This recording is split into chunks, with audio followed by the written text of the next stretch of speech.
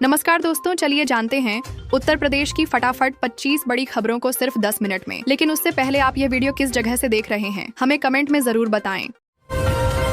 उत्तर प्रदेश में किसानों को फ्री मिलेगा बीज, करना होगा ये काम। दोस्तों, उत्तर प्रदेश में किसानों के लिए बड़ी खुशखबरी है। अब किसानों को राजकीय कृषि बीज भंडार से फ्री बीज मिलेंगे। इसके लिए किसानों को दर्शन 2 पोर्टल पर नया रजिस्ट्रेशन कराना होगा। यहीं पर आवश्यक बीजों की बुकिंग हो सकेगी। वहीं कृषि विभाग का कहना है कि सरकार किसानों को उन्नतिशील और बेहतर गुणवत्ता वाले बीज मुफ्त उपलब्ध करा रही है, ताकि खेती को आधुनिक बनाया जा सके और उत्पादकता बढ़ाई जा सके।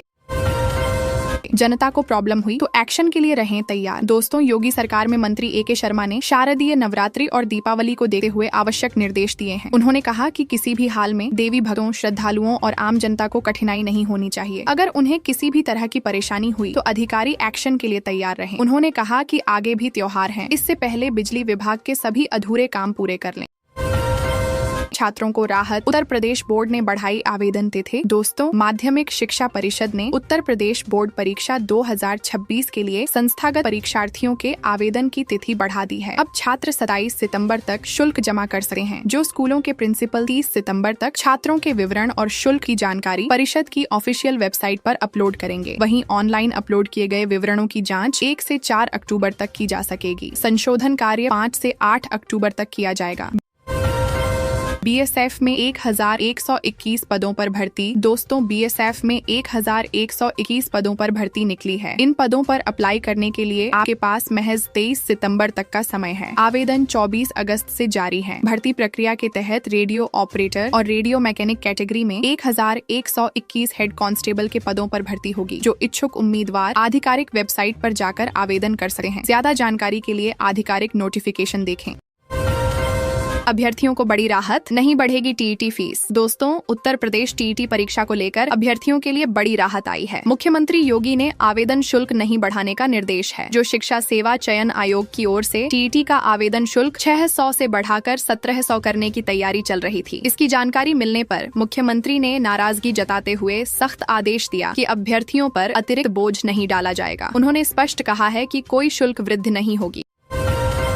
पाकिस्तान ने फिर किया सीज फायर का उल्लंघन, 40 मिनट तक गोलीबारी। दोस्तों, पाकिस्तान अपनी हरकतों से बाज नहीं आ रहा है। पाक सेना ने एक बार फिर सीज फायर का उल्लंघन किया है। पाक की तरफ से शनिवार रात कुपवाड़ा में बिना कारण गोलाबारी की गई। जो भारतीय सैनिकों ने शुरू में इसे उकसावे की कार्रवाई मानकर संयम दिखाया, लेकिन जब गोलाबारी तेज हुई तो उन्होंने जवाबी कार्रवाई की। लगभग 40 मिनट तक दोनों ओर से भारी गोलीबारी हुई। वहीं पाकिस्तानी सेना की एक निगरानी चौकी को काफी नुकसान पहुंचा है।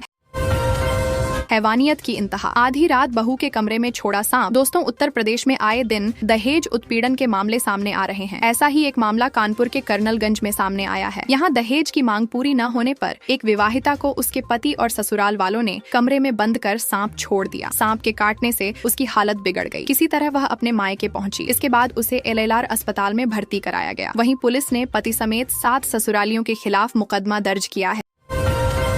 एलडीए दे रहा बम्पर ऑफर, फ्लैट खरीदने पर 1 से 2 लाख की बचत। दोस्तों, लखनऊ में घर खरीदने वालों के लिए गुड न्यूज है। एलडीए इस फेस्टिव सीजन पर बम्पर ऑफर लेकर आया है। पहले आओ पहले पाओ योजना में उपलब्ध फ्लैट पर 1 से 2 लाख तक की छूट दी जा रही है। यह ऑफर 22 सितंबर से 22 अक्टूबर तक ही वैध है। जो 20 लाख से 50 लाख की कीमत के फ्लैटों का पंजीकरण या आवंटन कराने पर 1 लाख की छूट, 50 लाख से 75 लाख कीमत के फ्लैटों पर 1.5 लाख की छूट और 75 लाख से अधिक कीमत के फ्लैटों पर 2 लाख की छूट दी जाएगी।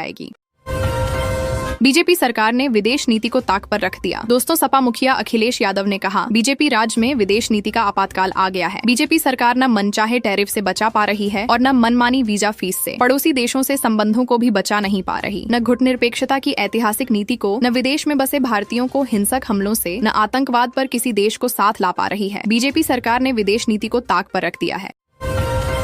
राहुल गांधी क्या करना चाहते हैं, उन्हें खुद नहीं पता। दोस्तों, बरेली में डिप्टी सीएम ब्रजेश पाठक ने अखिलेश यादव और राहुल गांधी पर निशाना साधा है। उन्होंने कहा कि अखिलेश यादव की पार्टी जब भी सत्ता में आई, राज्य में जंगल राज कायम रहा। उनकी सत्ता में गुंडे माफिया फले फूले, लेकिन अब प्रदेश छोड़ने को मजबूर हैं। वहीं राहुल गांधी पर तंज कसते हुए कहा कि उन्हें खुद नहीं पता कि कहां खड़े हैं और क्या करना चाहते हैं। उत्तर प्रदेश में अब टाइगर के साथ साथ गैंडे भी बढ़ाएंगे पर्यटन, सरकार ने लिया बड़ा फैसला। दोस्तों, उत्तर प्रदेश में वन्य जीव पर्यटन को बढ़ावा देने के लिए दुधवा राष्ट्रीय उद्यान में गैंडों का प्रचार किया जाएगा। इको पर्यटन विकास बोर्ड हवाई अड्डों और रेलवे स्टेशनों पर गैंडों की फोटो और वीडियो का उपयोग करेगा। जो 1984 में शुरू हुई गैंडा परियोजना के तहत गैंडों की संख्या 5 से बढ़कर 51 हो गई है, जो पर्यटकों को गैंडों का समूह आकर्षित करेगा। 14 करोड़ की धोखाधड़ी, अपर्णा यादव के भाई पर FIR। दोस्तों, बीजेपी नेता और राज्य महिला आयोग की उपाध्यक्ष अपर्णा यादव की मां के बाद अब भाई चंद्रशेखर सिंह बिष्ट पर धोखाधड़ी का आरोप लगा है। उनके खिलाफ गोमती नगर थाने में FIR दर्ज की गई है। जो लखनऊ की एक रियल एस्टेट कंपनी के निदेशक ने उन पर जमीन के नाम पर 14 करोड़ की धोखाधड़ी करने का आरोप लगाया है। वहीं पीड़ित का कहना है कि आरोपी कहते हैं कि अपना पैसा भूल जाओ, अगर दोबारा मांगा तो अपनी जान से भी हाथ धो बैठोगे। यूपी का हर गांव हर कस्बा विकसित होगा, बोले CM योगी। दोस्तों, गोरखपुर में आयोजित प्रबुद्ध सम्मेलन में CM योगी ने कहा कि आजादी के अमृत महोत्सव वर्ष में PM मोदी ने देशवासियों से शताब्दी संकल्प अभियान से जुड़ने का आह्वान किया था। वह हमारे संकल्पों, सपनों और आने वाली पीढ़ी की आकांक्षाओं को पूरा करने वाला भारत होगा। हमें विकास के इस एजेंडे को दिनचर्या का हिस्सा बनाना चाहिए। भारत विकसित तब होगा जब यूपी विकसित होगा। यूपी विकसित तब होगा जब हर गाँव हर कस्बा विकसित होगा।